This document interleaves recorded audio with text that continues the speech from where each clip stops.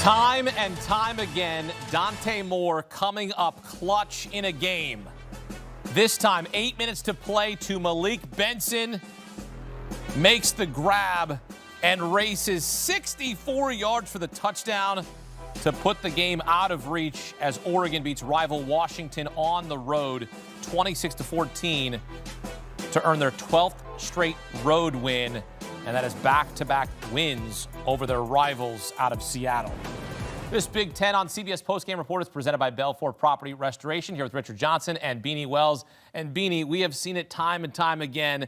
We see Dante Moore to Malik Benson in a game where they're without two of their top pass catchers in DeCorian Moore and Gary Bryant Jr., and it's other guys stepping up here in clutch time. That's what it takes in these big moments. When you have must-have plays in certain situations in a game, other guys have to step up. Dante Moore, his numbers, they weren't all the way gaudy. They were 20 of 29, 286 yards. To me, that wasn't even the story of the game, was what Dante Moore and Malik Benson did. It was about their defense. Their defense went out and played so dominant today, getting all types of pressure. This was the best defensive performance by Oregon all season long in a big matchup, to be able to slow DeMond Williams down and say, you know what, you guys aren't going to get any explosive plays out of the pass game on me today, and to be able to do that and only limit those guys to 50 yards rushing, which they did win the rushing battle, but nonetheless, it wasn't a lot of explosive plays. That's what it takes for Oregon to potentially get inside the college football playoff. We think they're in at this point in time, right? Oh, yeah. They're absolutely in. I mean, they look great. They look like a team that couldn't make some noise once they get inside the college football playoff. And once they get inside the college football playoff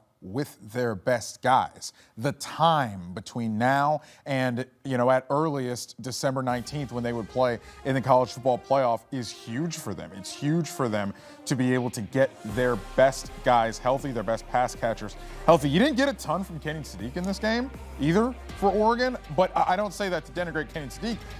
I say that to say that when Washington took away Oregon's best pass catchers, they still found a way to make it work. They still found a way to generate just enough explosives. They found a way to generate enough points to get the job done here, And then the two takeaways, like Dan Lanning said in the postgame interview, was massive for them to be able to do that as well. I think what's really impressive about Oregon lately is the way they're winning. They're winning in different ways, right? Couple of their receivers are out, or they're winning a close game against a game like Iowa. They're playing Iowa's game, beating Iowa at their game. You see them able to blow out USC in a battle of top two offenses. You see them go on the road to Washington. They're able to find a way. Yeah, they started slow, but it's Dante Moore again. It's the defense. We can even get shots to Dylan Thieneman, right? 7 tackles, a sack, and an interception really stood out to you. He most certainly got my player of the game. If I got a vote right there, Dylan Thieneman was all over the place, making plays in critical moments. Anytime you get a situation to where your DBs are getting sacks, you know you're doing something really good on the defensive side. You're disguising blitz, disguising different variations of which ways you're going to attack and put pressure on the opposing team's quarterback. I thought they did a masterful job at that today. And this is championship caliber football. This is a team that's playing like they can go out and win a championship. You find ways to win in critical moments when your usual high-octane offensive power isn't working. You found ways to get it done on the defensive side. Well, perhaps Oregon will get a double bye. They're not going to play next week. Maybe they move up to one of the top 4 teams in the country, depending on how things shake out during conference championship week. So they're going to get rested because they're hoping to get guys like DeCorian Moore back, Gary Bryant Jr., get rested and ready for the college football playoff. They take care of business, winning on the road 26-14 in Seattle. And let's get right back out to Seattle. Welcome in Gary Danielson, who helped call this game on CBS. Gary, appreciate the time on this Thanksgiving weekend. And you saw, once again, from Oregon, winning in different ways and winning down the stretch with Dante Moore finding Malik Benson. I mentioned, you remember, you were there. You called the game against Iowa where he throws that ball in a key hole to Benson. They pick up the huge 4th down. And here, this was the game-changing play. What did you see out of Oregon late in this game? I think it's a little bit like you guys were discussing before I came on. This Oregon team can beat you a lot of different ways. I mean, they can play power football. I mean, their quarterback is elite when he's called on. Their defense, their front 4 is athletic and strong. Linebackers are good tacklers. Their secondary is, as you talked about, Dylan Thieneman is a tackling machine. I mean, they can win a lot of different ways. I think they're a little deeper than they were a year ago. The team that Oregon, won the Big Ten championship.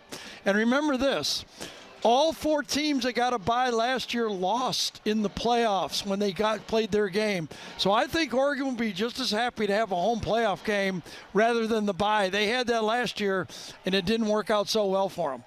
Having seen Oregon multiple times this season, their one loss to Indiana, who is playing in next week's Big Ten championship, how far has Oregon come from that time after their only loss to the Hoosiers?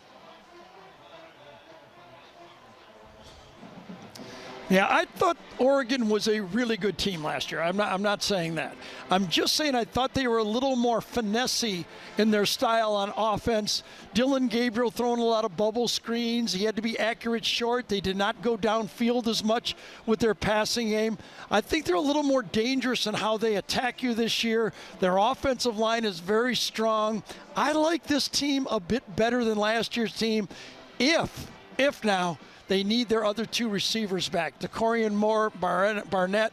If they get those 2 guys back, this is going to be a very dangerous team. Yeah, a team that could certainly win a national championship as they go on the road, beat their rival 26-14, Garrett Danielson, with the call on CBS. Gary, appreciate it, and looking forward to seeing you here over the next couple weeks as we get into the playoffs, my friend.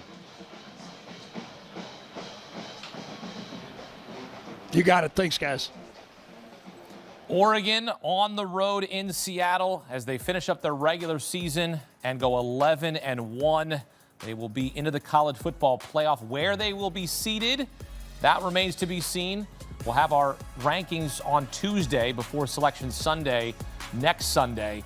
And man, you could think that perhaps Oregon could have a case for a top 4 spot. We'll see how things shake out as things play out here over the next night and over the next week.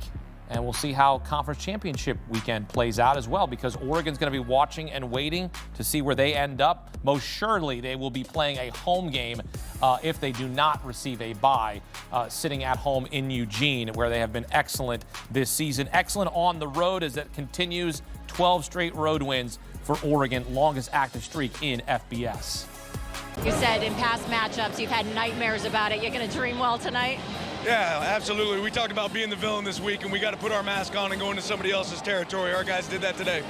We always talk about your offense. Let's give your defense a little bit of love. What stood out about the way that they contained Damon Williams? Yeah, just great composure. He's hard to get on the ground. We even saw it in that last drive, but they just kept playing the next play. Right, we talked about takeaways being huge. We had 2 huge takeaways in this game. Were really the difference in the game. As you prepare for now the postseason, what is the ceiling for this team? Yeah, time will tell. Time will tell. I know this team's going to go to work, and we'll see what we get the opportunity to do, but we're excited about that opportunity. Congratulations, Coach. Thank you so much, Jenny. Have a good one. So Oregon 17-1 in conference play since joining the Big Ten. They only lost Indiana this season. Most conference wins by any team in its first 2 seasons in any of the current FBS conferences.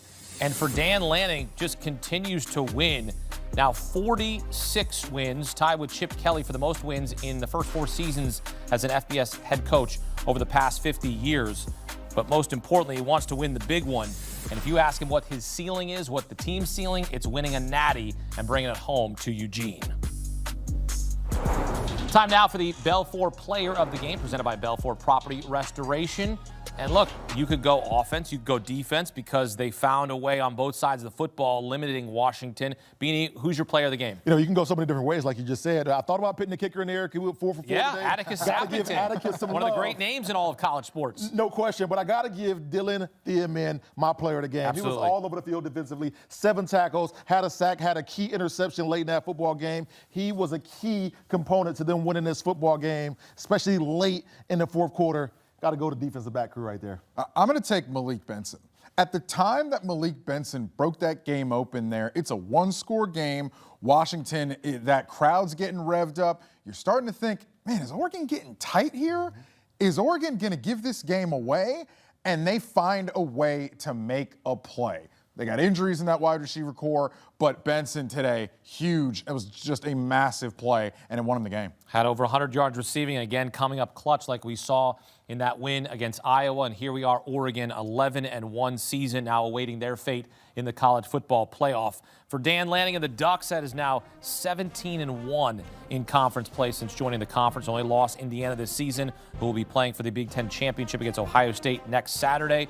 For Oregon, That's the most conference wins by any team in their first 2 seasons in any of the current FBS conferences.